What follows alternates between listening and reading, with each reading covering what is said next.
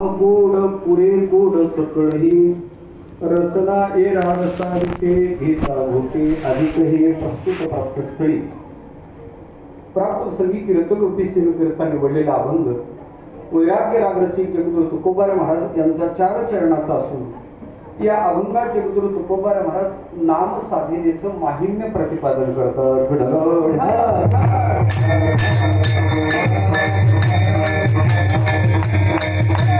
कीर्तनाला आरंभ करण्यापूर्वी परिहार द्यायचा तोसा दरवर्षीप्रमाणे याही वर्षी मोठ्या आनंदात या चेतन नगरीत भगवान ज्ञानोबाराच्या वास्तव्यानं पुनीत झालेल्या अलंकापूर नगरीत जी काही आकर्षणाची केंद्र आहेत, भक्ती केंद्र आहेत, त्यापैकी अमृतनाथ स्वामी महाराजांचा हा मठ, सद्गुरु भक्त असणाऱ्या अमृतनाथ महाराज स्वामी महाराजांचा हा मठ अवस्था दरवर्षी गोड अशा प्रकारचा उत्सव दरवर्षीच असतो. स्वामी महाराजांच्या पुण्यतिथीचा औचित्य साधून चालू असणारा भक्ती उत्सव गेले वर्षी कोरोनासारखं संकट होतं तरी महाराजांनी आत्ताच सांगितलं का उत्सव मात्र बंद राहिला नाही, परंतु त्याच्यासाठी ज्ञानोबाराची कृपा पाहिजे, स्वामींची जी कृपा पाहिजे.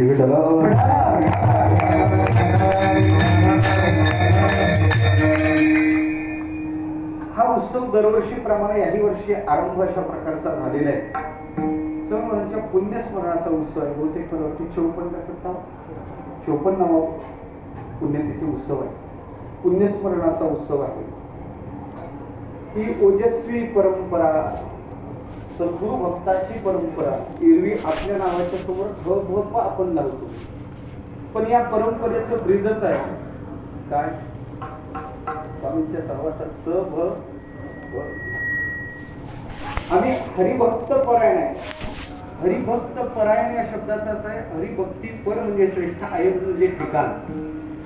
हरिभक्तीला ज्याच्या जीवनात सर्वश्रेष्ठ ठिकाण आहे त्याला हरिभक्त परायण म्हणतात, आणि सद्गुरु भक्तीला ज्याच्या जीवनात सर्वश्रेष्ठ स्थान आहे त्याला सभक्त म्हणतात.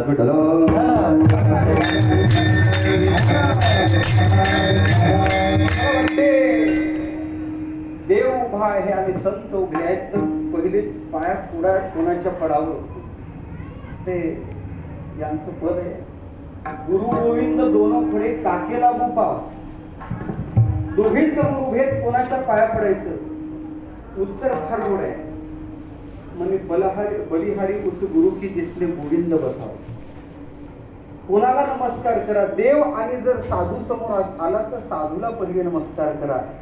आज आम्ही साधूचे भक्त आहोत, आम्ही सद्गुरूचे भक्त आहोत म्हणणारी ही परंपरा गोड अशा प्रकारच्या आनंदित या वारकरी संप्रदायात वेगळ्या परंपरा आहेत, ओजस्वी परंपरा आहेत. त्यापैकी सद्गुरूचे अमृतनाथ स्वामी महाराजांची ही ओजस्वी परंपरा आहे. अव्याहत अशा प्रकारची परंपरा चालू आहे. सध्या विद्यमान महंत आदरणीय पुरुषोत्तम दादा सध्या या परंपरेचे मी म्हणेन एकच ओजस्वी परंपरेचा तेजस्वी हिरा.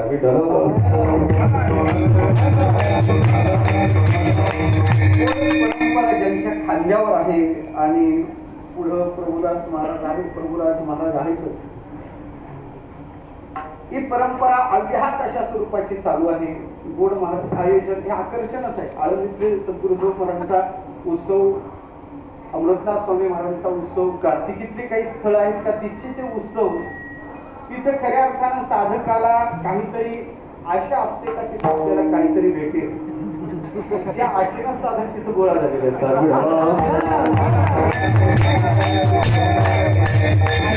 चिंतनाच्या आशेनं साधक ज्या स्थळावर येतात अशी काही स्थळ आहेत, त्यापैकी हा उत्सव म्हणजे प्रत्येकाचं आकर्षण केंद्र राहिलेलं आहे. अशा प्रकारचं आयोजन सगळ्याच प्रकारच्या साधकाला सगळंच भांडवल तिथं भेटते.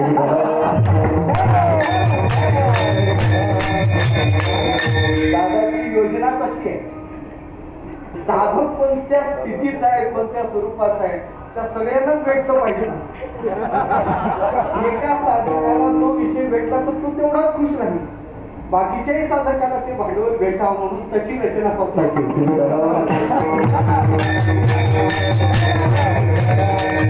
आज तुम्ही ऐकल्यानंतर गुलाबी आहे तुम्हाला,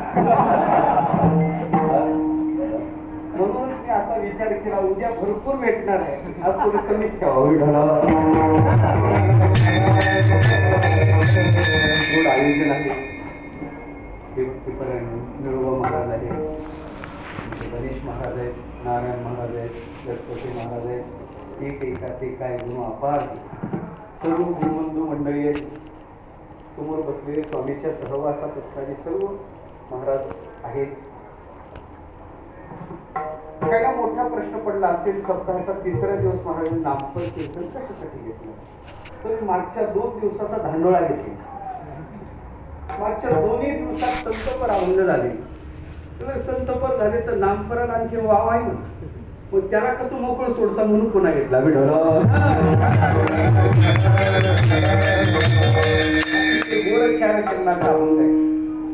संतांचं पुण्यस्मरण आहे. पुण्यतिथी कोणाची करावी, मी असं म्हणतो जे मरतात त्याची पुण्यतिथी नाही करावी. जे मरतात त्याची पुण्यतिथी नाही. जे मरून मृत्यूला मारतात, जन्म घेऊन जन्माची निवृत्ती करतात, मरून मृत्यूला मारतात आणि स्वरूपदृष्ट्या आपण मृतात त्यांचं पुण्यस्मरण करावं.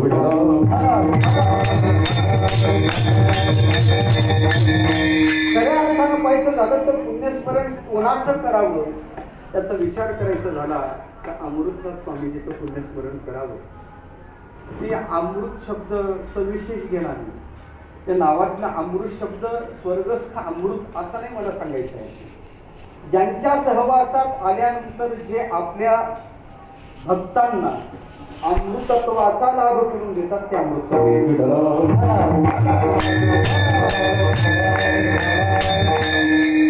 त्यांचं पुण्यस्मरण आहे. कोणाचं पुण्यस्मरण करावं एक सांगतो देवा, ज्यांच्या प्राणाला गती प्राप्त होते नाही त्यांचं पुण्यस्मरण, ज्यांच्या प्राणाला अगती प्राप्त होते नाही त्यांचं पुण्यस्मरण, ज्यांच्या प्राणाला गती नाही अगती नाही, ज्यांचे प्राण इथे चैतन्यात गेले नाही त्यांचं पुण्यस्मरण. ब्रह्मसूत्र असं चिंतन करते, नतस्य प्राणः उत्क्रामन्ते भवति अत्रैव समिविलीयन्ते. एखादा सकाम साधक पुण्य करून स्वर्गस्थ गतीला पुण्यानं प्राप्त होईल, तो त्याच्या पुरता मर्यादित झाला. पुण्याचं संक्रमण तो करत नाही, स्वतः पुरतं पुण्य त्याचं मर्यादित आहे. एखादा तिथं आलेला पामर विषयाचा उपभोग घेऊन आपलं जीवन अधोगतीला नेईल, त्याचंही पुण्यस्मरण होत नाही. इथं असणाऱ्या चैतन्यात ज्याचे प्राण विलीन होऊन राहतात, इथं चैतन्य नाही का, अत्रैव समविलीयन्ते, इथं असणाऱ्या चैतन्यात प्राण विलीन करून देतात, त्या महापुरुषांचं पुण्यस्मरण होते. अशा चेतन नगरीत हे पुण्यस्मरणाचे उत्सव चालू असतात. संतांचं निर्याण फार विशेषच आहे देवा, विशेष आहे. काय विशेषता या निर्याणाला? सामान्याला सुद्धा आश्चर्य पडावं नाही, आश्चर्याला आश्चर्य पडावं असं निर्याण असते.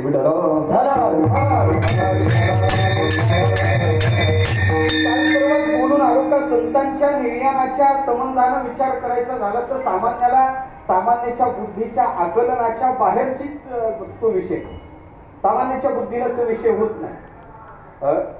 कुणी एका साधूने आपल्या देहाची फुलच करून टाकली, कुणी एका साधूने आपल्या देहाचं जलच करून टाकलं, कुणी एका साधूने आपल्या देहाचं ज्योती निर्माण केली, कुणी एका साधूने आपल्या देहाची बीज निर्माण करून निघून गेले. कुणी एका साधूचा विचार करायचा झाला तर ते देवाच्या मूर्तीत प्रविष्ट झाले. कुणी एका महात्म्याने देवाच्या कटी प्रदेशात प्रवेश केला. कुणी एक साधू इहलोकाची या इहलोकाला सोडून लोकांतर त्यांनी केलं, सदैव लोकांतर केलं. आणि कुणी एका महापुरुषाचा विचार करायचा झाला तर आपल्या ठिकाणी असणारी ओजस्वी ऊर्जा जगाला कालांतरानं उपयोगी पडावं म्हणून एखाद्या विवरात ती चेतन शक्ती जागवत संजीवन अखंड संजीवन समाधीस्थ होऊन बसले. मला वाटतं या सगळ्या साधूचं निर्याण विलक्षण आहे.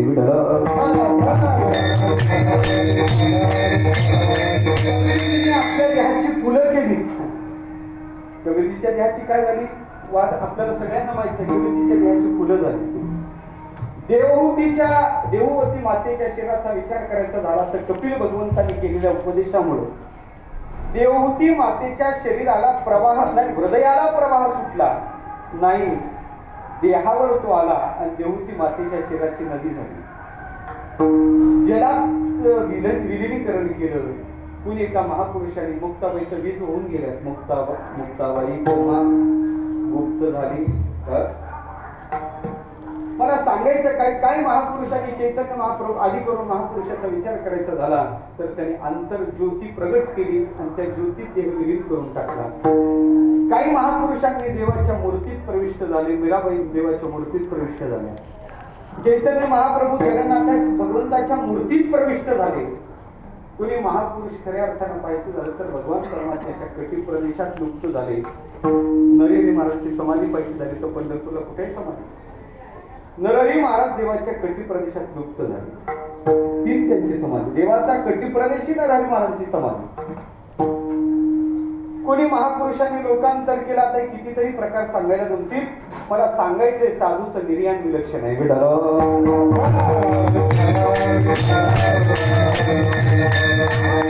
बुद्धीला आकलन न होणारा विषय म्हणून साधूचं येणंही विशेष आहे आणि साधूचं जाणंही विशेष आहे.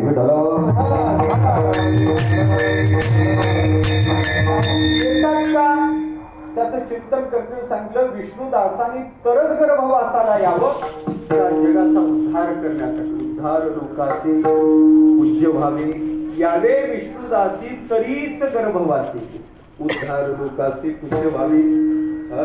विष्णुदास अवताराला काय येतात, जन्माला काय येतात, त्यांच्या अवतार धारण करण्याचं कारण जर काय असेल तर उद्धाराया जना जग जीवन उद्धाराया जना जग जीवन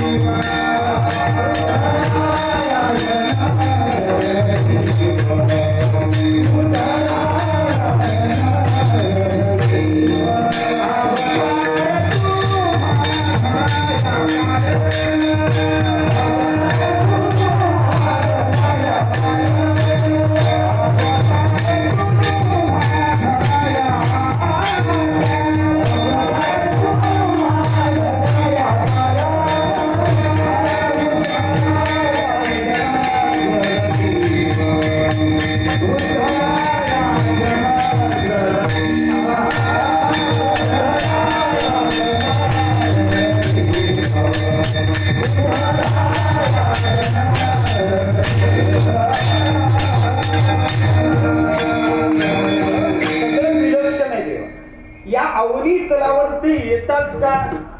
जडजीवाचा उद्धार.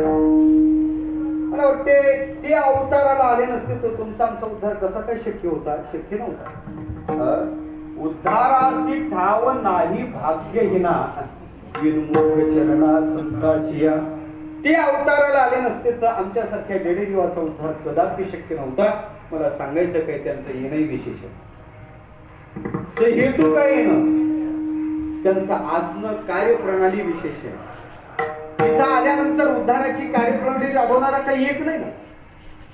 वेदही हितासाठीच प्रवृत्त आहे, साधू हितासाठीच प्रवृत्त आहे आणि देव हितासाठीच प्रवृत्त आहे. पण देव हित करण्याची प्रक्रिया वेगळी आहे, वेदाची हित करण्याची प्रक्रिया वेगळी आहे आणि याच्यापेक्षा विलक्षण साधूची हित करण्याची प्रक्रिया, उद्धार करण्याची प्रक्रिया वेगळी आहे.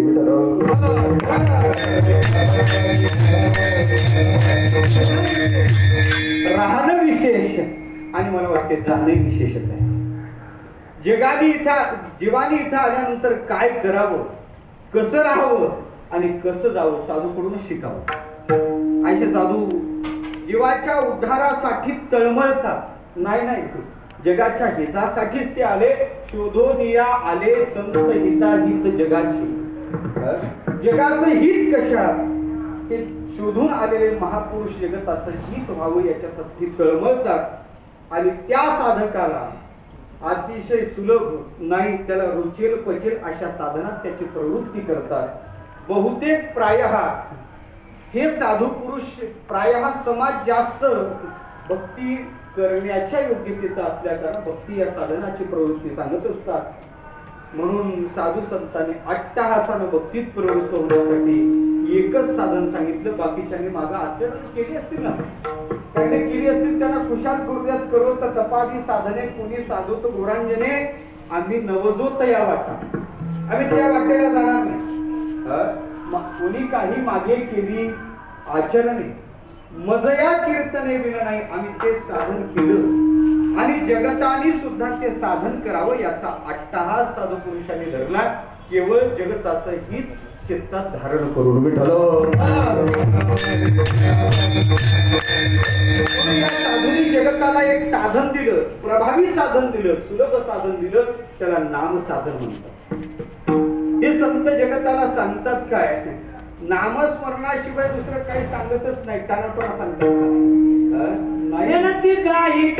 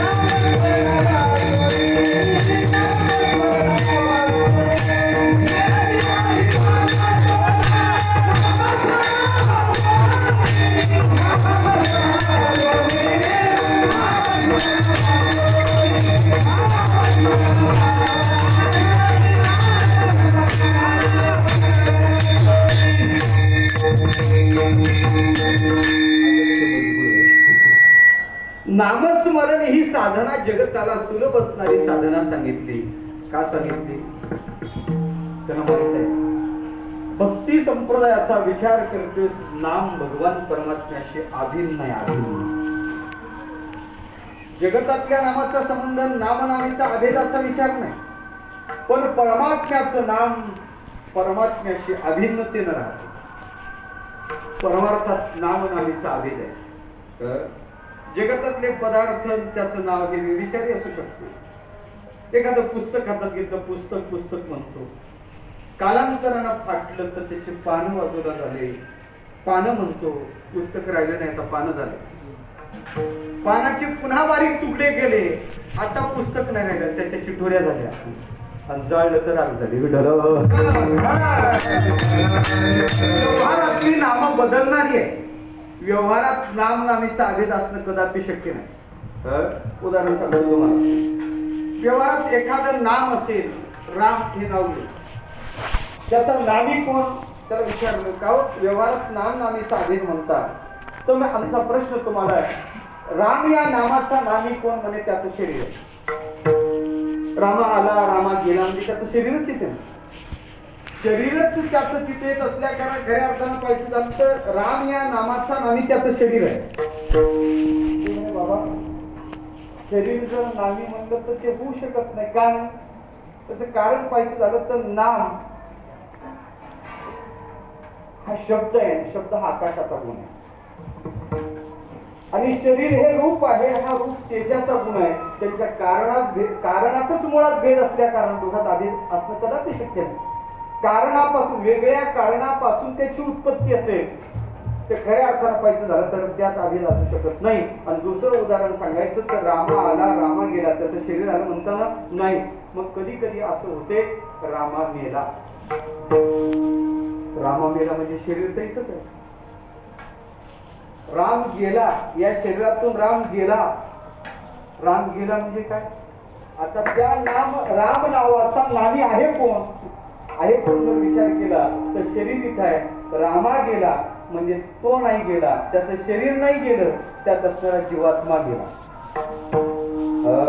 कर्माणु गच्छन्ति जीवगो एकहा, त्यात असणारा जीवात्मा त्याने शरीर बदललं. आता रामा गेला म्हणल्यानंतर त्याचा नाम राम या नामाचा नामी झाला, त्यात जीवात्मा. असं म्हणा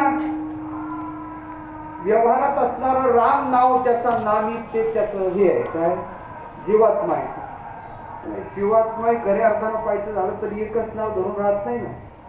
जीवात्म्याने शरीर बदल का नाव बदल, एकच नाव धारण करून जीवात्मा राहत नाही.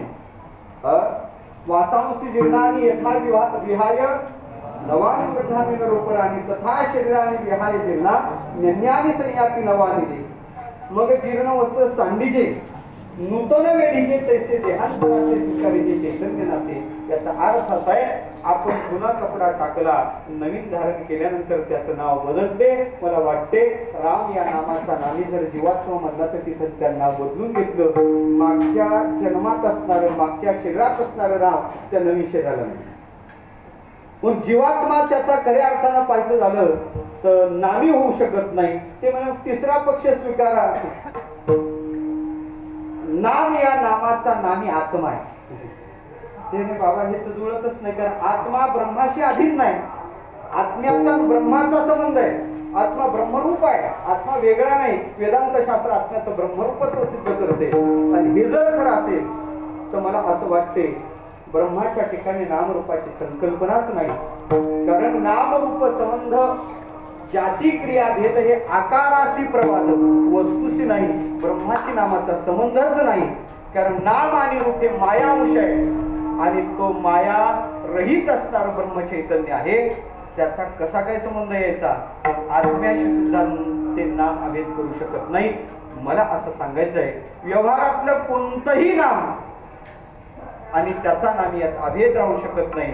पण परमार्थाचा विचार करायचा झाला तर प्रभूच्या प्रत्येक नावाचा परमात्म्याच्या नामाची आणि परमात्म्याच्या स्वरूपाशी अभेद आहे.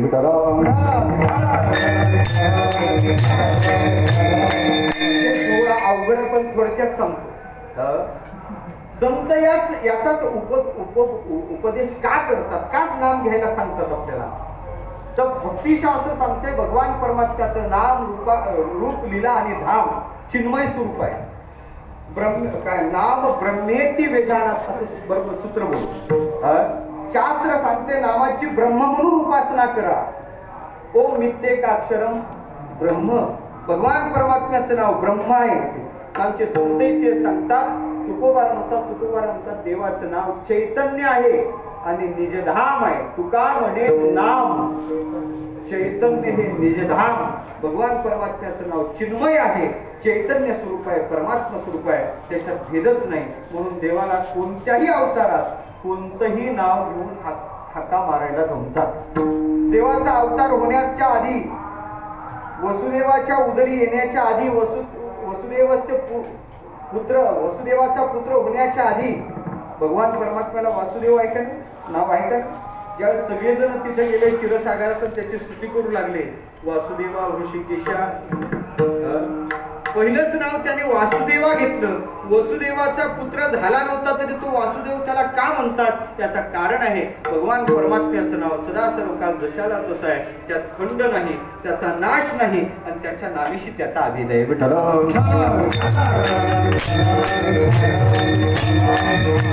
परमात्म्याचं नाव या जगतातलं आणि या काळातलं प्रभावी साधन आहे. परमात्म्याच्या नामाखेरीज अन्य साधना नाही त्याची नाही. एरवी तरी पार्था पाही प्रवेशावया माझ्या ठाई, उपायाची नाही की नियत वाणी येत कमतरता नाही. मग तुकोबर अट्टासानं सांगतात, बाबा मी सुद्धा नामसाधना करतो आणि तुम्ही सुद्धा ते अभिन्न परमात्मा स्वरूपाला असणारं त्या नामाचं चिंतन करा. तुम्ही नामचिंतन करा. वेगवेगळ्या माध्यमात तुकोबारा नामचिंतन करायला सांगतात. आणि महाराज तुम्ही एवढं सोपं साधन आम्हाला का सांगता, याच्यात काय अशी विशेषता आहे? तुकोबारांनी सांगितलं, बाकी साधनाचा विचार करता भगवान परमात्म्याचं नाम अतिशय गोड आहे. अभंगाचं नाम गोड, नाम गोड, नाम गोड,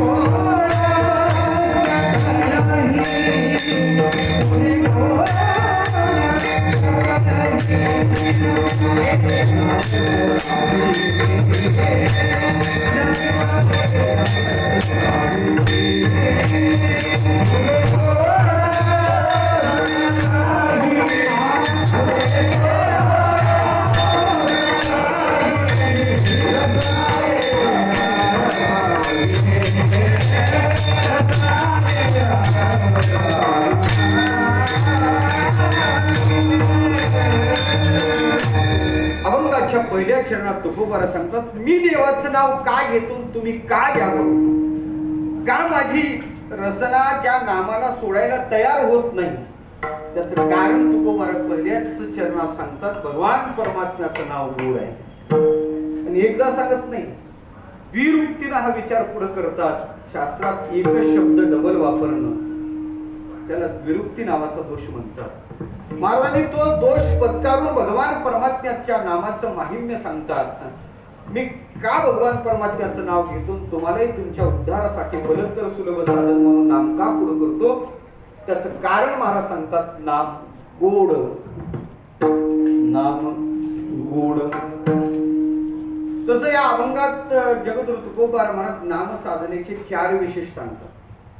तुकोबार महाराज नामाचं महात्म्य वेगळ्या पद्धतीनं गातात. कधी नावाचा उल्लेख करून गातात, कधी नाम न घेता गातात, कधी देवाचं एकच नाव घेऊन त्याचं महात्म्य सांगतात, कधी देवाचे असंख्य नाव पुढे करतात. कृष्ण विष्णू हरी कितीतरी आहे.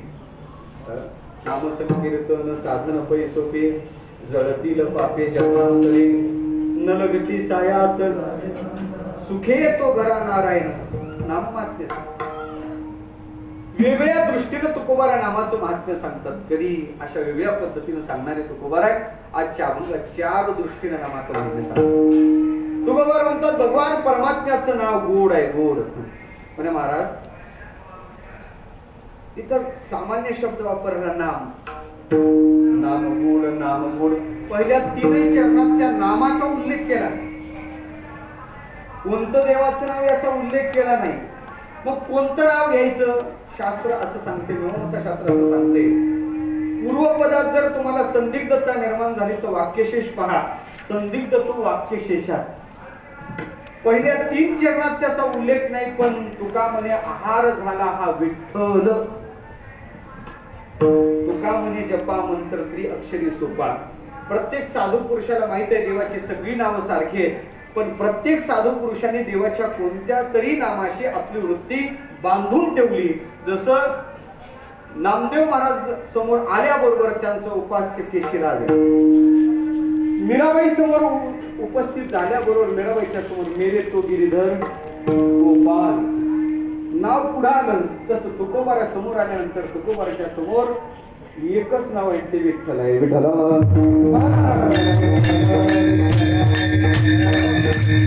केवळ विठ्ठल नावाच्याच बाबतीत तुकोबारा बोलत नाही. सामान्य सर्व याच्यासाठी तुकोबारा सांगतात का भगवान परमात्म्याचं याच्या यावत कोणतंही नाम घ्या, ते गोड आहे. तुकोबाराला विचारलं, महाराज देवाचं नाव आहे, नाम गोड असणं कसं काय शक्य आहे? एखाद्या वेळेस म्हणलं श्रीखंड गोड आहे, बासुंदी गोड आहे, एखादा रस गोड आहे म्हणजे साहजिक आहे. नाम गोड हा शब्द प्रयोग शास्त्रदृष्ट्या जुळत नाही आणि असत तर त्याची प्रतिती आम्हाला येत नाही. ते तुम्ही द्विरुक्तीनं का विचार मांडला आणि शेवटी खऱ्या अर्थानं पाहिजे झालं तर ते तुम्हाला लागते, आम्हाला का लागत नाही.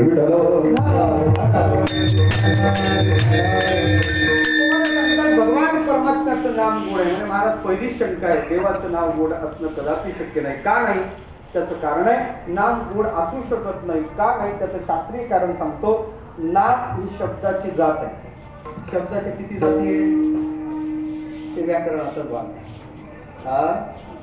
8 जाती, त्याच्यात पहिलीच काय नाम. नाम हे शब्दाची जात म्हणजे नाम हे शब्दात्मक आहे. आणि गोडीचा विचार करायचा झालं तर गोडी रसातला प्रकार आहे. जे षडरस आहेत त्या रसातला प्रकार गोडी आहे. मला वाटते गोड हा रस आहे. रस आणि नाम शब्द ऐका, एक जलाचा आहे आणि एक आकाशाचा आहे. इथे भेद आहे. आणि दुसरं महत्वाचं सांगायचं झालं, नाम शब्दात्मक असेल तर शब्द हा गुणच आहे आणि गोडी रसात्मक असेल तर रस हाही गुण आहे. न्यायशास्त्राचा विचार केला तर गुणावर गुण राहत नाही. गुण ज्याच्या ठिकाणी राहते त्याला द्रव्य म्हणतात, कारण द्रव्याचं लक्षण न्यायशास्त्राचं करते गुणाश्रयत्वम द्रव्य. द्रव्य कशाला म्हणतात? गुण ज्याच्या आश्रयाला राहतात त्याला द्रव्य म्हणतात. महाराज गुण नामही शब्द असल्या कारण गुण आहे आणि गुढी रस असल्या कारण गुण आहे. गुणावर गुण राहू शकत नाही, पण शास्त्रदृष्ट्या नामगोड हा वाक्यप्रयोगच जोडतो. दुसरी शंका, जर महाराज नाम गोड असतं तर खरं सांगा आम्हाला ते गोड लागते का? जरा कीर्तन लांबलं काय स्थिती होतो? बरं गोड असतं तर आम्ही घेतलं नसतं का विठ्ठल?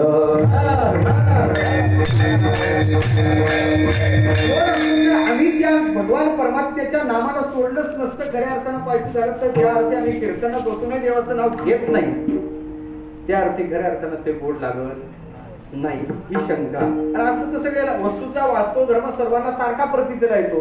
ज्या अर्थी आम्हाला येत नाही त्या अर्थी ते गोड नसायला पाहिजे. आणि तिसरी शंका आहे, मग नाम गोड हा हे शब्द तुम्ही एकदाच सांगून जमलं असतं, डबल का म्हणजे आठवलं नाही म्हणून पाठवलं का? तुमचं आमचं आहे, साठवलं नाही का अनिल महाराज? आठवलं पटवलं नाही तर तुमचं विडोलं.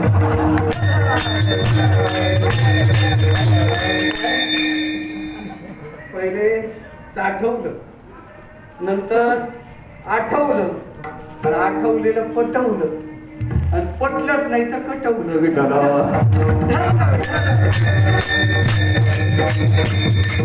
महाराज नाम आहे तुम्हाला कारण संतांचं वाङ्मय काय गांजराचं माप नाही. पूर्वसुरी सांगत होते मोत्याचं तू कोणी घेतले मोती जायची अशा स्वरूपाचा आहे. मग तुम्ही हा शब्द डबल डबल वापरून का सांगता? त्याचं कारण आहे तुकोबारांनी सांगितलं, डबल सांगण्याच्या पाठीमागे द्विरुक्ती दोष का पत्कारला त्याचे चिंतन वेळ भेटला तर शेवटी पाहू. तसं अभंगातल्या एकाच चरणाने जास्त प्रकाश टाकणार आहे, म्हणजे एकच चरण सोडणार आहे, तीन जवळजवळ सोडणार आहे. एक सोडणार आहे, तीन सोडणार आहे. मी नेहमी सांगत ते जगन्नाथांना पवार होते, विद्या वाचस्पती गुरु. जगन्नाथांच्या समोर दोन माईक होते. मिळोबा महाराज दोन माईक होते अण्णाच्या समोर, तुम्ही एकच ठेवला. त्या माईक एक चालू होता आणि एक बंद होता. अण्णांनी पोटी फार गोड केली. अण्णांनी सांगितलं यातला एक माईक चालू आहे आणि एक माईक चालू आहे. काय सांगितलं? यातला एक माईक चालू आहे आणि एक माईक चालू आहे. आलं तुमच्या लक्षात? लवकर आलं. आनंदीतल्या श्रोत्यांचे कान फार तयार असतात. अण्णाला विचारलं, अण्णा तुम्ही एवढ्या पोट्या कशा उतरता? अण्णाने सोपं उत्तर दिलं, तुम्ही सगळे एक एक लक्ष देता. तुम्ही सगळे एक एक लक्ष देता, पोटी सहजच होते. नाही आलं तुमच्या लवकर लक्षात. इकडे लक्ष द्या. काय करा? काय म्हणत असतो आम्ही? इकडे लक्ष द्या. किती द्या? हे मग लक्षात घ्या बरं का. इकडे लक्ष द्या. आणि आता एवढ्या जणांचे लक्ष जर गोळा झाले तर पोटी किती अवघड आहे का? मला सांगायचं काय? अशी होते भगवान परमात्म्याचं नाम गोड आहे. देवाचं नाव गोड आहे. कसं काय गोड आहे हो महाराज? न्यायशास्त्राचा विचार केला तर नावा गोड असं जुळू शकत नाही. त्यावेळेस त्यांनी सांगितलं, बाबा ते गोडी जो शब्द तू वापरला तो रसात्मक वापरला, तसा कधी तो गोडी शब्द काही जे रस आहेत खऱ्या अर्थानं वेगळ्या अर्थानं त्याचं चिंतन करत होता. म्हणे तो माणूस फारच कडू आहे. तो माणूस कसा आहे? कडू आहे. कडू आहे शब्दाचा अर्थ त्याच्यात काय कारल्याचा रस भरला असं आहे. त्याला कडू आहे म्हणजे त्याचा दुःखदायक स्वभाव आहे. एखाद्याच्या बाबतीत सांगतो का बाबा म्हणे ती नन नाही ना, फारच तिखट आहे. तिखट आहे म्हणजे तिखट आहे या शब्दाचा अर्थ आहे तिचा स्वभाव दुःखदायक आहे. तसं भगवान परमात्म्याचं नाव गोड आहे या शब्दाचा अर्थ आहे भगवान परमात्म्याचं नाव आनंददायक आहे. भगवान परमात्म्याचं नाव आनंद देणार आहे. आणि रस या शब्दाचा अर्थ आहे हा रस आनंदाचा. घोष करा हरिनामाचा, पुन्हा भाग्याचा भाव काय, पुन्हा दैवाचा भाग पावे एकीचा. खऱ्या अर्थाला पाहायचं झालं तर दैववानाला ते प्राप्त होते. म्हणून मला सांगायचं काय, भगवान परमात्म्याचं नाव अतिशय गोड आहे. गोड आहे, नाम गोड, आनंददायक आहे. कोणाला आनंद देते? सगळ्यालाच आनंद देते. नामधारकाला नामाने किती आनंद दिला, किती आनंद दिला. मला वाटते जे नामाला बिघडले त्याने नामाला कधी सोडलंच नाही. बेटा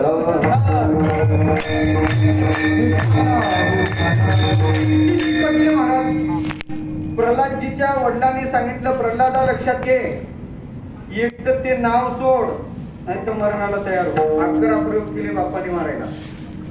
मला वाटते प्रल्हादजी मरायची तयारी दाखवली, पण गोडी लागल्या कारण त्याला सोडलं नाही. मीराबाईच्या जीवनात विचार करायचं झालं तर विषाचा प्याला पाठवला हो. तिला एकच सांगितलं, एक तर देवाचं नाव सोड, नाही तर हा प्याला प्राशन कर. मीराबाईनं हसत हसत विष का प्याला राजाजीने भेजा, पिबत पिबत मेरा हासिरे. मला सांगायचं काय, नाव सोडलं नाही याचा अर्थ नाव ज्यांना ज्यांची गोडी लागली त्याने सोडली. तुकोबारा म्हणतात का, खऱ्या अर्थानं भगवान परमात्म्याचं नाव आनंददायक आहे, आनंददायक, गोड आहे. पण दुसरा प्रश्न असा पडतो, आम्हाला ते गोड का लागत, आम्हाला का गोड लागत नाही? बरं, तुकोबारा किंवा वैष्णव संतांची अनुभूती अशी आहे का देवाचं नाव साधं गोड नाही. या जगातात सगळ्यात गोड जर पदार्थ कोणता असेल तर असं म्हणतात अमृत सगळ्यात गोड आहे. आणि त्या अमृतापेक्षाही अमृतादयासी फिके पुढे,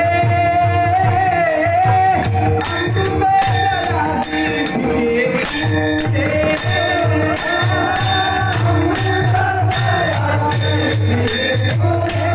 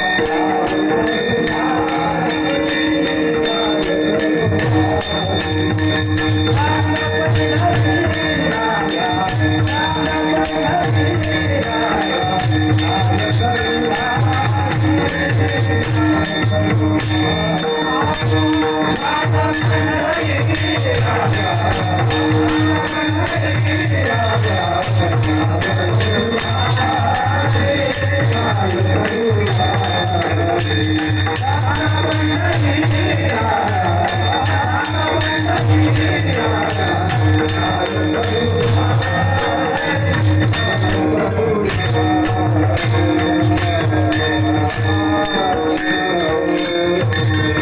या वैष्णव संताची अनुभूती अशी आहे का देवाचं नाव अमृतापेक्षाही गोड.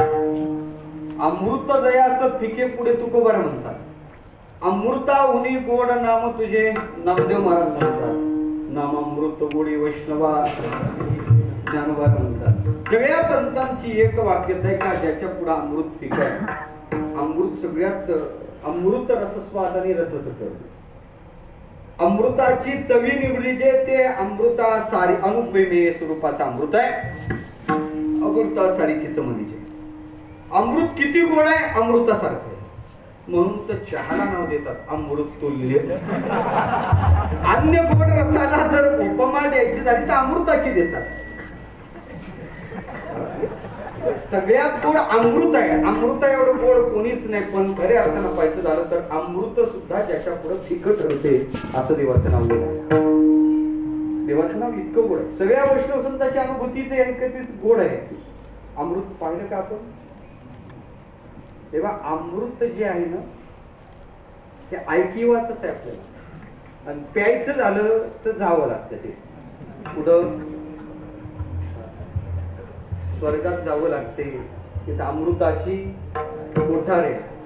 पण ते 100 यज्ञाचं तिकीट खिशात पाहिजे नाही तर तिथून ढकलून देतात. 100 यज्ञाचं तिकीट खिशात असलं तर तिथं जायला जमते. तरी लोक मला कळत नाही 10व्याच्या पत्रिकेवर टाकतात. कळवण्यात अत्यंत दुःख होते की आमचे अमुक अमुक स्वर्गवासी झाले. स्वर्गात अमृत आहे. मी म्हणतो इथं अमृत तुल्य तिथं अमृत आहे. अमृत तुल्य सोडून अमृत प्यायला गेला तर काही दुःख करण्याचं कारण विसंगती आहे त्या पत्रिकेत. दुःख करण्याचं कारण आहे का. तो तिथे गेला म्हणजे अमृत प्यायला गेला नाही. इथं अमृत तुल्य आहे. काय अमृत तुल्य नाही का ते सांगायचं आहे. अमृत आहे. तर त्यांनाही माहित आहे का हा तिथपर्यंत पोहोचणं शक्य नाही. आयुष्यभर यानं केलेल्या उसापत्या त्याला माहित असतात. म्हणून त्याच्या आधी दुःख कळवण्यात अत्यंत दुःख होते की त्यांना त्यातच लक्षात आलं पाहिजे. असंच एक 31st ची पार्टी केली धडकलं सगळं. पार्टीतून गेल्यानंतर त्याची पत्रिका अशीच निघलेली होती. कळवण्यात अत्यंत दुःख होते की आमचे अमुक अमुक स्वर्गवासी झाले. ते झालं असं. ती पत्रिका कोण पोस्टमन होता मला माहित नाही. त्याला तिथं पोस्ट कुठं तो कुठं गेला होता. स्वर्गात कसं जाईल पार्टीतला होणार. तो गेलेला डायरेक्ट होता तो नरकात होता. त्या कोण पोस्टमन मला माहित नाही. पत्रिका त्याला तिथे गेली. त्याला त्याची पत्रिका लीक कळवण्यात अत्यंत दुःख होते की आमचे अमुक अमुक स्वर्गवासी झाले. त्याचीच पत्रिका त्याच्या हातात पाहिल्यावर त्याला आनंद वाटला.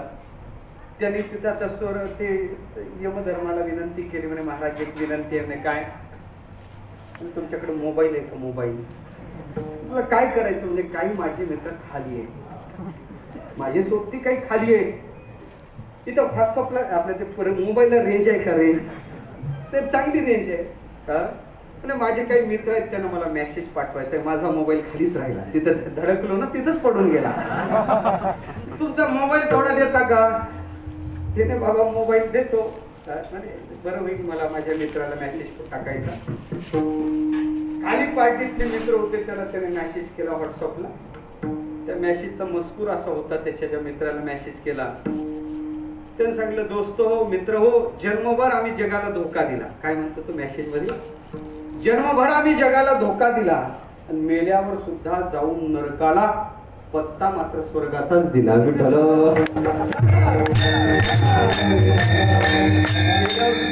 आम्ही नरकाला गेलो पत्ता कुठचा दिला. कळवण्यात अत्यंत दुःख होते कुठे गेले. मला सांगायचं काय स्वर्गाला सगळेच काही जात नाही. बरं तिथे काही जागा कमी पडेल ना. सांगायचं काय आदर असतो त्याच्याविषयी. स्वर्गाला अमृत आहे. स्वर्गात अमृत आहे. कोठार आहेत अमृताची. अमृत सर्वात गोड आहे. रसात सगळ्यात गोड आहे. पण त्याच्यापेक्षा भगवान परमात्म्याचं नाव अतिशय गोड आहे. किती गोड आहे. अमृत ठीक आहे म्हणजे त्याच्यासमोर. मला सांगायचं ते एवढं गोड असणारं आनंददायक असणारं देवाचं नाव आम्हाला गोड का लागत नाही. आम्हाला ते गोड लागायला पाहिजे पण आम्हाला गोड का लागत नाही त्याचं पहिलं कारण आम्ही त्याप्रमाणे तसं नामस्मरण करत नाही. विठ्ठल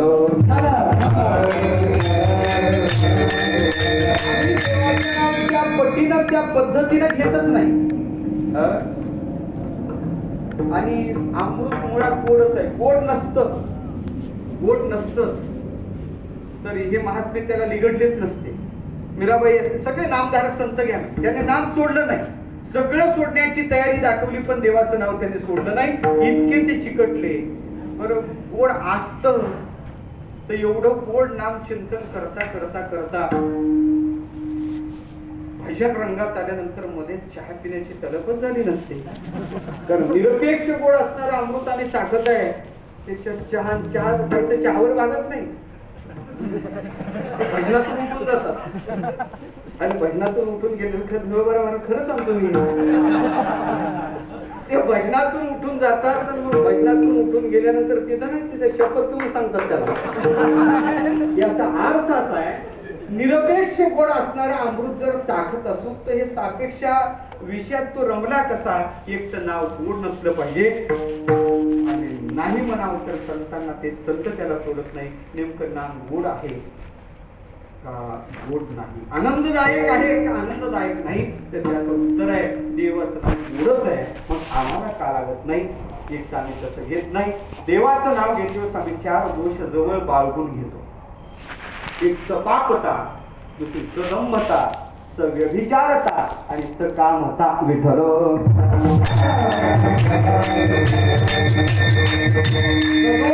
चिंतन करतो आम्ही, खऱ्या अर्थानं सपाप करतो, सदंभ करतो, सव्यभिचार करतो आणि सकाम करतो.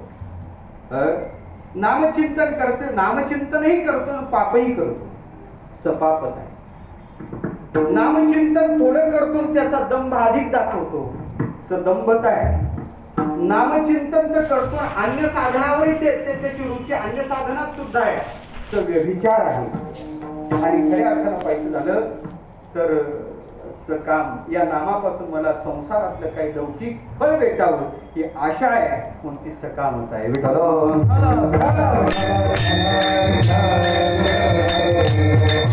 भगवान परमात्म्याचं नाम गोडच आहे. म्हणून आम्हाला का लागत नाही. वस्तूचा वास्तव धर्म सगळ्याला सारखा प्रकृतीला येतो. तो गुळ आहे. गुळ माझ्यासाठी ठेवला, कीर्तनकारासाठी ठेवला, खाल्ला ते कीर्तनकाराला गोड लागतो. नाही ना, घेऊन जर तोंडात टाकला तर दुसऱ्याला कसा लागतो. गुळ कसा आहे, खाल्ला का तुम्ही, पाहिला का गुळ खाल्ला का कधी, कसा लागतो. तिचा कसा आहे, गोडच आहे ना, पाहिला नाही घेऊन. कसा आहे, गुळ गोडच आहे. गुळ कोणी खा, कधी खा, कसाही खा, गुळ कसा लागतो. कारण वस्तूचा वास्तव धर्म आहे, तो सगळ्याला सारखा प्रतीतीला येतो. गुळ सगळ्यांनी खाल्ला तरी त्यांना गोड लागतो. तरी म्हणतात गाढवाला, जेवणाला नाही कळत.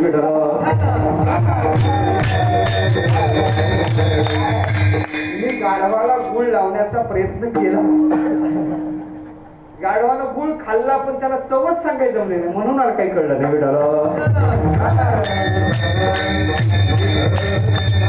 गुळाची चव काय म्हणतात म्हणा आपल्या. गुळ गोड आहे, मला सांगायचं वस्तूचा वास्तव धर्म सर्वांना सारखा प्रसिद्धीला येतो. पण देवाचं नाव गोड आहे तर आम्हाला का लागत नाही. कधी कधी असं होते देवा, एखादा पदार्थ गोड आहे पण गोड लागत नाही. गोड पदार्थ कडू लागतो, कडू पदार्थ गोड लागतो. संध्याकाळची वेळ होती. संध्याकाळी बाहेर पडला आणि बाहेर पडल्यानंतर संध्याकाळी फेरफटका मारत होता. थोडा अंधार, मंद अंधकार पडलेला होता. जाता जाता जाता संध्याकाळी फिरता फिरता त्याच्या पायाला थोडस खरचटल्यासारखं झालं. घरी आला, रक्त दिसलं. घरात आला. घरात आल्याबरोबर त्याच्या पत्नीला म्हणे, अगं माझ्या पायाला काहीतरी लागल्यासारखं वाटते, थोडी चक्कर आल्यासारखे वाटते, नेमकं काही कळत नाही. संशय बळावला. पत्नी आतल्या घरात गेली. तिने डब्बा उघडला. डब्यात ठेवलेला गुळाचा खडा, बिना केमिकलचा गुळ होता, तिने काढला आणि ते गुळ बराबर त्याच्या हातावर ठेवला. गुळ हातावर ठेवल्याबरोबर तो गुळाचा खडा हातावर घेतला आणि त्याने तोंडात टाकला. टाकल्याबरोबर जसं काय विष खाल्लं तसं तोंड त्यानं केलं. त्याला गुळ अतिशय कडू लागला. गुळ त्यानं फुंकून टाकला. संशय अधिक बळवला. दारात निंबाचा झाड होतं, त्या कडुलिंबापर्यंत ती आली, त्याचा फांदी तोडली, पानं घेतले, त्याच्या हातावर दिले. हातावर दिल्याबरोबर त्यानं ते पानं हातात घेतले, तोंडात टाकले, त्याला पानं गोड लागू लागले. आलं लक्षात?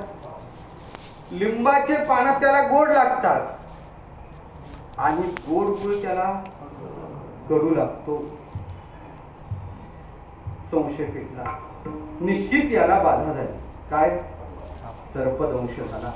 सर्पदंश झाल्यानंतर विषबाधा झाल्यानंतर त्याला गोड असणार कडू लागते आणि कडू असणार गोड लागते.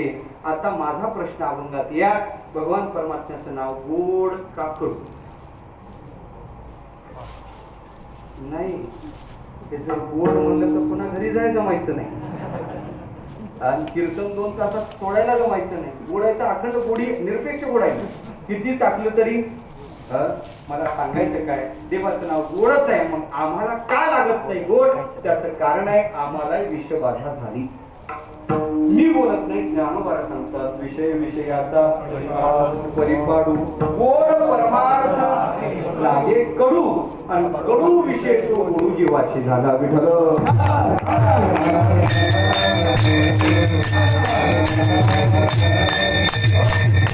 परमात्म्याचं नाव गोडच आहे. आम्हाला का लागत नाही? ज्या चित्तानी सुख दुःख अर्थात त्याची गोडी टाकायची, त्या अंतःकरणावर चित्तावर विषय रूपी विषय एवढं चढलं का गोड असणार भगवान परमात्म्याचं नाम आम्हाला कडू लागू लागलं. मग आता मोठा प्रश्न पडतो, आता हे विष तरी कशानं उतरवायचं? तर त्याला एक उत्तर एकच आहे, ते विष उतरवण्यासाठी जे औषध यायचं ते नामच आहे.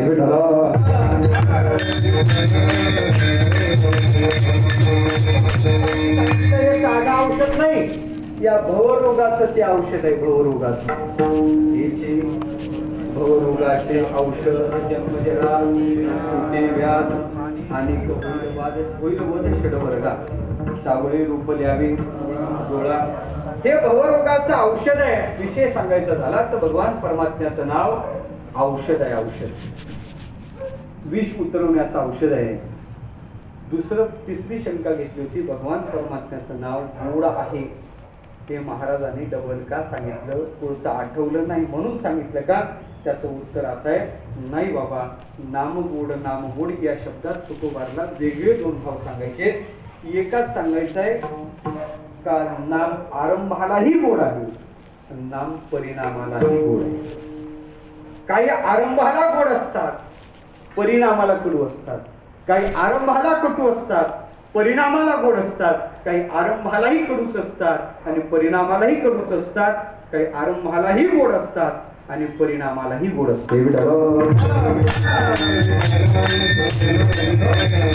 आरंभाला कटू असते आणि परिणामाला गोड असते. अभ्यास आरंभाला कटूच आहे. मृदंगाची विद्या प्राप्त करायची, थंडी सकाळी प्रॅक्टिस करायची, आरंभाला कटूच आहे, पण परिणामाला मात्र गोड आहे. कसे बोलतात? याचा अर्थ परिणाम त्याचा गोड आहे.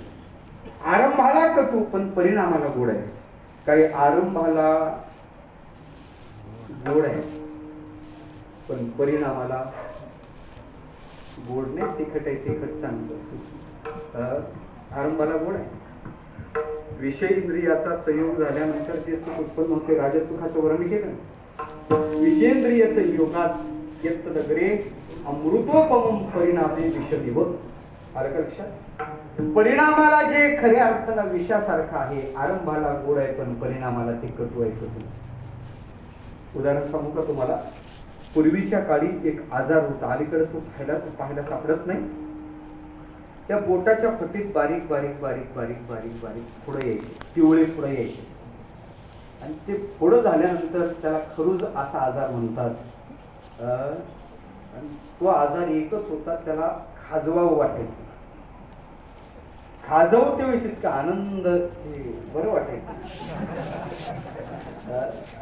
आणि ते खाजवणं बंद झालं रे झालं का आ उठायचं, ते रक्तबंबाळ हात व्हायचे. आरंभाला गोड आहे खाजवायला, पण परिणाम मात्र फार कठीण आहे. काही आरंभाला गोड खाते वेळेस काही जण सुस्तीच करत नाही, विचारच करत नाही. इतकं खातात काय सांगायचं, किती खातात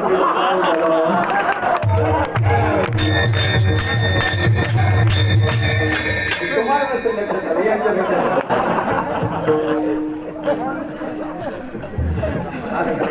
रहस्य आहे.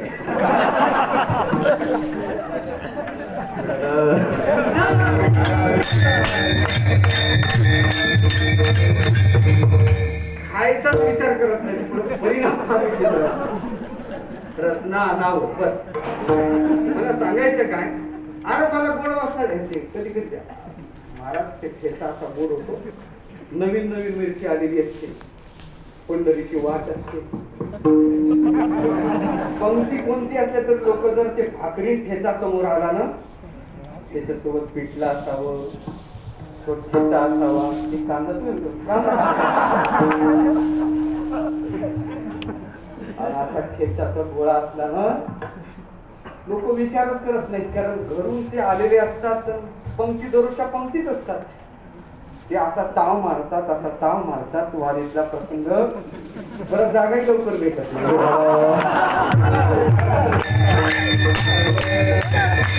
आरंभाला गोड आहे पण परिणामाला गोड आहे. आरंभाला गोड आहे पण परिणामाला गोड आहे. डॉक्टर म्हणतात काय खाल्लं होतं, शेतात भाकरी खाल्लं होतं, त्याचा आरंभ गोड आहे, परिणाम गोड आहे. अशी काही साधन नाही. आणि काही साधनाचा विचार करायचा झाला तर आरंभालाही कटू आहे आणि परिणामाला सुद्धा कटू आहे. ते दारू पिणारे म्हणे सरकारचे उपकार येतात आपल्यावर, खऱ्या अर्थानं पाहिजे झालं तर तोंड सरळ ठेवून पित नाही म्हणे.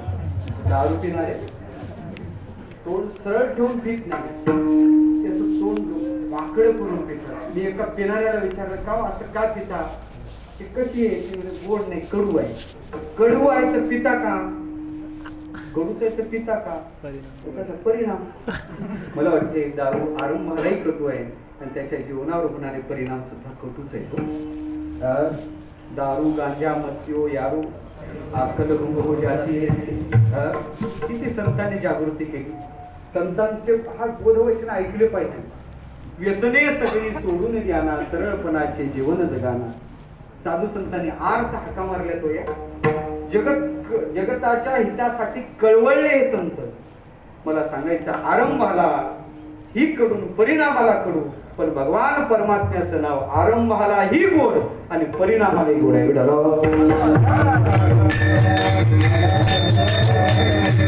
अन्य काही साधन आहेत ते आरंभाला कटू परिणामाला गोड, आरंभाला गोड परिणामाला कटू.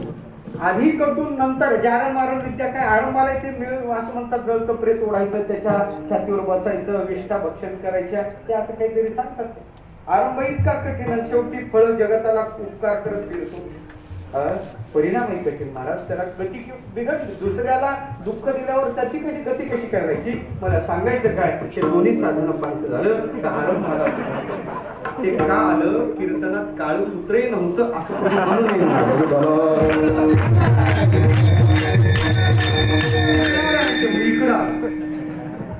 इकडं ते सांगत होतं महाराज मी होतो बरं का. आलं लक्षात. मला सांगायचं काय, अशी काही साधनं आहेत बाबा का खऱ्या अर्थानं पाहायचं झालं ते आरंभाला ती कटू परिणामाला आधी चांगली आहे, नंतर परिणाम वाईट आहे. पण भगवान परमात्म्याचं नाम आरंभालाही गोड, म्हणजे साधन काही गोड आणि परिणाम सुद्धा. त्याचा परिणाम काय, मुखानं नाम घेतलं का हातात मोक्ष. मुखी नाम हाती मोक्ष, मुखी नाम हाती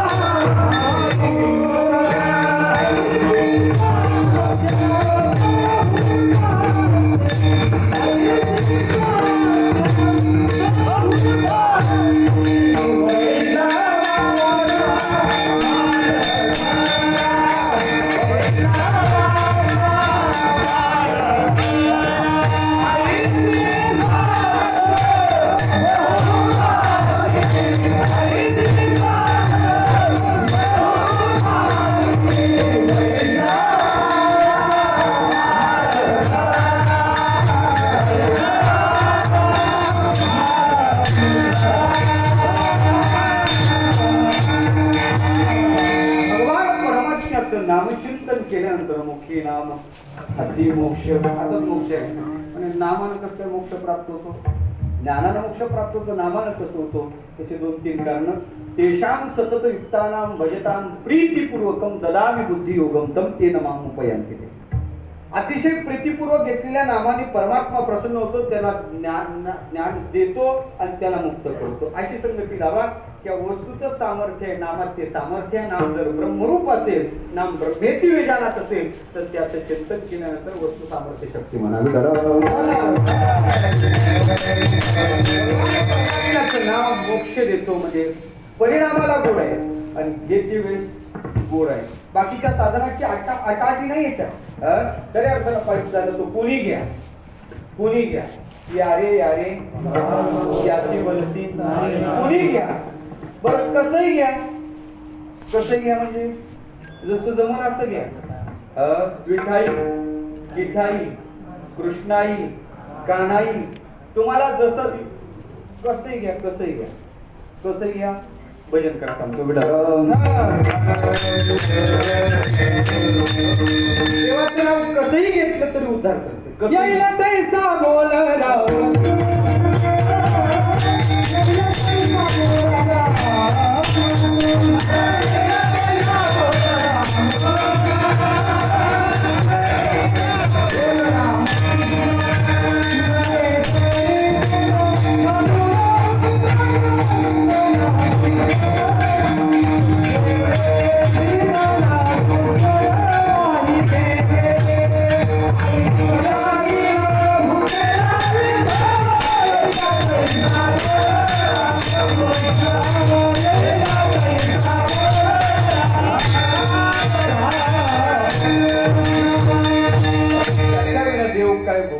नाही दया येईल तैसा बोल रामकृष्ण. नाही जरी तुझं विधला सुस्वर नाही देवे, त्याच्याशिवाय देव भुकेला नाही, त्याच्यासाठी देव भुकेला नाही.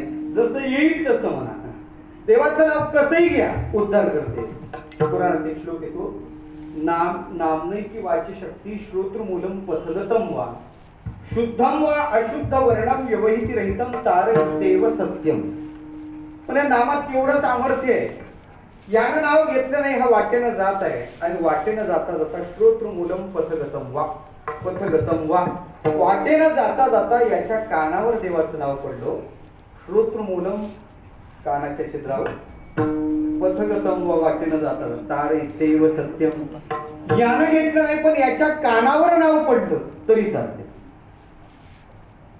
इतकं गोड आहे का दुसरं चालतं? तिथं स्वतःच अनुष्ठान करावं लागते. दुसऱ्याचं अनुष्ठान चालू आहे, कानावर पडलं तरी चालते. श्रोत्रमूलम पथगतम वा. पर शुद्धम वा अशुद्ध वर्णम. शुद्ध वर्ण आला तरी राम राम राम राम राम राम राम म्हणता लांब लांब लांब लांब लांब लांब लांब लांब लांब होते का नाही? राम शुद्ध पुढे राहत नाही. विठ्ठल विठ्ठल विठ्ठल विठ्ठल विठ्ठल विठ्ठल विठ्ठल विठ्ठल विठ्ठल विठ्ठल विठ्ठल विठ्ठल विठ्ठल विठ्ठल शुद्ध उच्चार होते का? शुद्ध राहतात का वर्ण? शुद्धम वा अशुद्ध वर्ण. वर्ण शुद्ध असो किंवा अशुद्ध जरी झाला, पुढं उद्देश देवाचं नाम चिंतन करण्याचा आहे ना. तारी देव सत्य. शुद्धम वा अशुद्ध वर्ण व्यवहिती रहितम, एकत्र नाही दोष. राम असं त्यानं म्हणले नाही. एखाद्याला विचारलं काय चाललं तुमचं? काय करायचं महाराज? आमचा संसारी जेवायचो. काय विचारता तुम्ही? आमचं काय नाही. करा करा मरा मरा, करा मरा, करा मरा. करातला रा आणि मरातला, त्याला देवाचं नाव घेतलं का? नाही. करातला रान, मरातला म, 2 शब्दात अंतर आहे, 2 अक्षरात अंतर आहे. आलं का लक्षात? पण अंतर जरी असलं तरी त्याचा उद्देश देवाचं नाव घेण्याचा नव्हता. करा मरा सांगत होता, पण रकाराच्या समोर मकार आला का राम नाम सिद्ध झालं. सांगितलं तारे देव सत्यम विठला.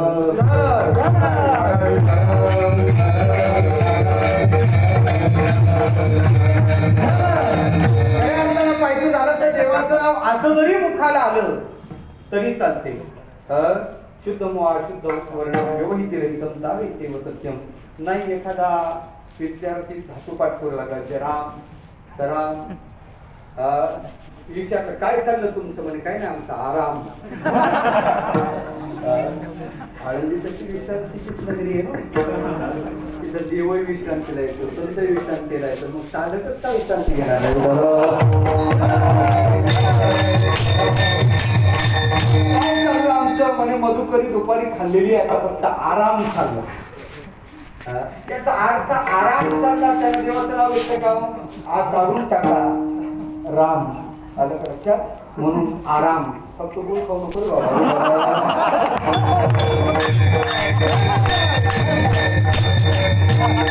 आलं तर काही हरकत नाही, गोळावर लक्ष द्या. आलं का लक्षात? मला सांगायचं काय? देवाचं नाव कसंही येऊ द्या, कसंही येऊ द्या. साधनकारी गोड आहे नाही हो. देवाच्या कसं एकदा जरी नाव घेतलं ना तरी उद्धार होते.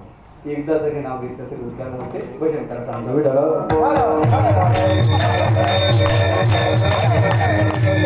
काय झालं? एक कोडी अंगावर कोड फुटला, वैतागला, मोलापूर होता. काशीचा प्रसंग आहे. गंगेच्या काठावर गेले, उडी टाकली त्यानं, पाण्यात उडी टाकली. उडी टाकल्याबरोबर कमालजी तिथं बसली होती. कमालानं पाहिलं, चांगला दडदाकट तरुण दिसतो, यानं त्या पाण्यात उडी टाकली. त्याला देह समर्पण करण्याची इच्छा दिसते. इतका जीवावर उदास का झाला? कबीरजी कमालजीनं उडी टाकली, कमालजीनं बाहेर काढलं. विचारलं बाबा काय का असं का करतो? नाही काय करायचं, कोणी जवळ बसू देत नाही, ओलापूड अंगाला फुटलेला आहे, काय सांगायचं, काय भेट नाही तुम्हाला. असं जीवन जगण्यापेक्षा मेलेलं बरोबर, म्हणून मी खऱ्या अर्थानं पाहिजे झालं तर प्राणत्याग करण्यासाठी इथं आलो. बाबा अरे असं करू नको, माझ्याकडे औषध आहे. म्हणजे भरपूर औषधं मी केले पण कोणाचाच परिणाम झाला नाही. कमालाने सांगितलं माझ्याजवळचं औषध त्याचा एकदा तर प्रयोग कर ना. एकदा जर तू प्रयोग केला तर तुझ्या जीवनात निश्चित तुझा पुढचं गेल्याशिवाय राहणार नाही. म्हणे कोणतं औषध आहे? म्हणे काहीच औषध तुझ्या जवळच नाही, फक्त तुला म्हणायचं आहे. म्हणे काय म्हण? म्हणे राम म्हण, तुझा पोट जाईल. कमालाने तसं असं मनगुट पकडलं, पाण्यात तो होताच उभा, त्याला असं दाबलं. म्हणे राम म्हण. राम म्हणलं, पण तितकी तळमळ नव्हती त्याच्या अंगाचा काही कोड गेला. महाराज खूप जण सांगतात असं होते तसं, पुढे काय झालं? ते म्हणे बाबा तू ज्या तळमळीनं म्हणायला पाहिजे तसं म्हणलं नाही ना. पुन्हा त्याचं मनगुट पकडलं, पुन्हा पाण्यात दाबलं, एक वरून लावली. लावायचं असतं काही, जशी लावली राम म्हणून वर आला, त्याच्या अंगाचा कोड गेला. कमालजीला आनंद झाला. कमालजी उड्या मारत मारत मारत घरी आले. कबीरजी बसलेले होते. म्हणे बाबा आज मला खरं देवाच्या नावाचं माहिती कळलं. देवाचं नाव किती चांगलं आहे, किती विशेष आहे, किती फळ देणार आहे ते मला बाबा कळलं. काय झालं म्हणे बाबा असा एक कोडी देहावर उदास झाला, प्राणत्याग करण्यासाठी गंगेच्या काठावर आला आणि प्राणत्याग करण्यासाठी त्यानं गंगेत उडी टाकली. अंगाला ओलापूर होता. मी त्याला रामनामाची संहिता दिली, राम नामाची दीक्षा दिली. त्यानं राम म्हणल्याबरोबर त्याच्या अंगाचा कोड गेला. कबीरजीनं हे प्रसंग ऐकला. कमालाला वाटलं कबीरजीला आनंद होईल, पण कबीरजी दुःखी झाले. आणि कबीरजीनं सांगितलं अरे म्हणे बाळा तुला रामनामाचं माहिती यथार्थ नाही रे कळलं. कबीरजीनं सांगितलं काही नाही, ऐक त्या घाटावर आहे ना एक महात्मा लिहित बसलेला आहे, नाव तुलसीदासजी आहे. तू त्यांच्याकडे जा, मी तुला पाठवतो. एक चिठ्ठी दिली. ही चिठ्ठी तू उघडायची नाही, त्यांच्या हातात द्यायची.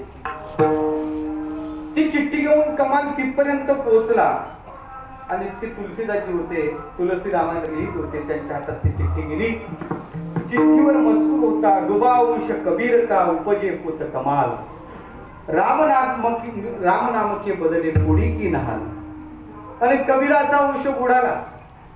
डुबावंश कबीर का उपजे पुत कमाल, रामनामके बदले कोडी की नहाल. म्हणजे हो रामनामाच्या बदली त्यानं कोड्याचा कोड घातला, कोड निवृत्त केला. कबीराचा वंश बुडाला. काय संकेत होता ते तुलसीदासजीच्या लक्षात आलं. यातून आशय काय सांगायचं आहे? तुलसीदासजींना सांगितलं कमाला अशी दौंडी दे का जेवढे काशीत या वाराणसीत जेवढे काही कोडी आहेत त्या सगळ्या कोड्यांना बोलून आण. दौंडी देण्यात आली. असे 500 कोडी त्यावेळेस भरले. ते तिथं आले. तुलसीदाजीनं एका हातात अर्थात एका भांड्यात पाणी घेतलं, तुलसी पत्र घेतलं आणि त्याच्यावर राम नाव लिहिलं.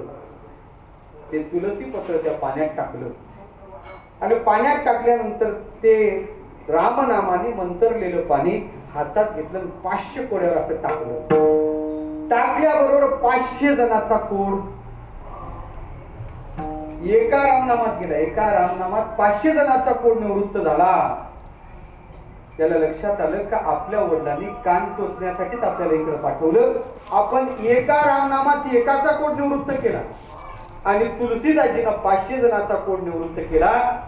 किती बळ आहे रामनामात. घरी आला आनंदाने, गुरुजी बाबा मला माफ करा, मला कळलं नाही रामनामाचं माहिम्य.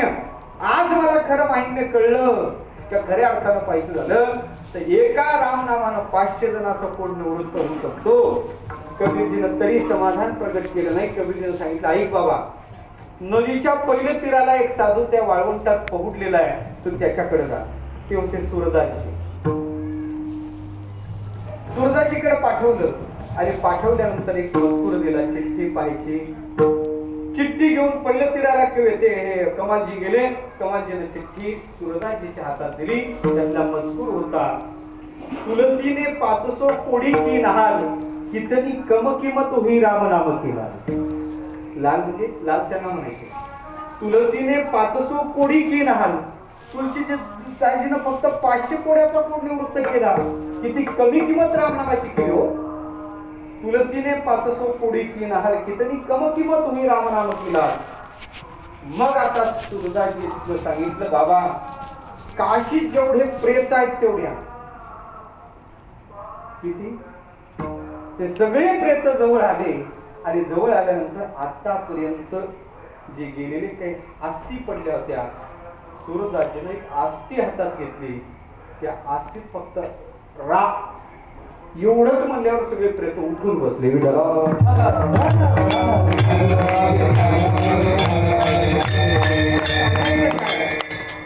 नाम फल द्यायला प्रभावी आहे. माझा विषय चालला का नाम आरंभालाही गोड आहे आणि परिणामालाही गोड आहे. कोणी घ्या कसंही घ्या. सांकेत्यम परिहास्य वा स्वयं हे गणमेवा वैकुंठ नाम गहन अशेष अगहरम विदू.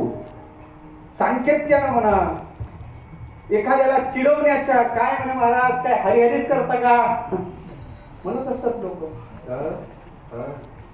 महाराज म्हणतात सर्व गावाचा मेवना.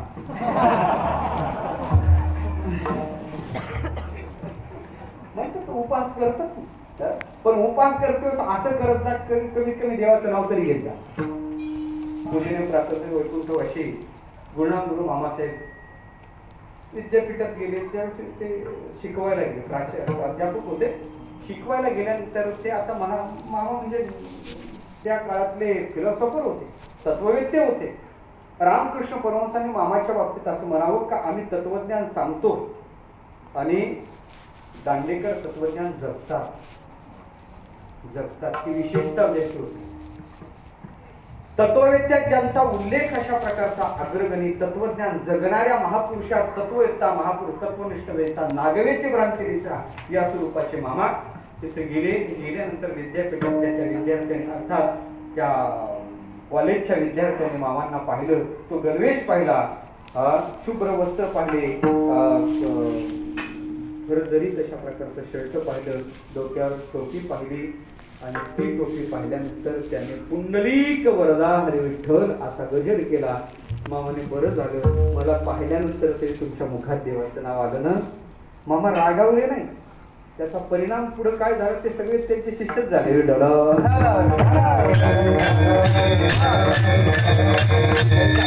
संपत आलेलं आहे. देवाचं नाव आरंभालाही गोड आहे. कोणी घ्या, कसंही घ्या, कधी घ्या, कधी घ्या, कधी घ्या. काळ वेळ नाम उच्चारिता नाही. कधी घ्या, कधी घ्या. भलत्या काळी नामावळी सुलभ गोडी भाविका. आणि शेवटी सांगतो, कधी घ्या, कसं घ्या, कोणी घ्या. असं भगवान परमात्म्याचं नाव आरंभाला गोड आणि परिणामाला सुद्धा फल देणार आहे. नाम गोड परिणाम भगवान परमात्म्याचा नाम आनंददायक आहे. परमात्मा स्वरूपाची प्राप्ती करून देणारे. योगाला जे परमात्मा सुख प्राप्त होत नाही, योगी हा दुर्लभ असणारा परमात्मा नामाने वश होतो आणि राबतो. अशा कितीतरी वैष्णव संतांची अनुभूती आहे. गड्या संपलं नाही तर कथा दोन चार सांगितल्या असत्या. कितीतरी संतांची अनुभूती आहे का नाम साधना करून भगवान परमात्म्याला सत्यन घरात त्याने राबवलं. एका अभंगात 13 भक्ताची लिस्टच ते पाहण्यासारखे. असा भगवान परमात्मा नामाने वश होतो. असं नाम आरंभालाही गोड आणि परिणामालाही गोड हा नामाचा एक विशेष आहे. आणि त्याच्याही नंतर आणखी 3 विशेष अभंगात आहेत. ते सांगायचंय तत्पूर्वी वेळ झाला. त्या भगवान परमात्म्याच्याच नामाचं माहिती चालू आहे. पण सगळे जरा टाळी वाजून आता ते चिंतन आपण करू. ब्रह्मा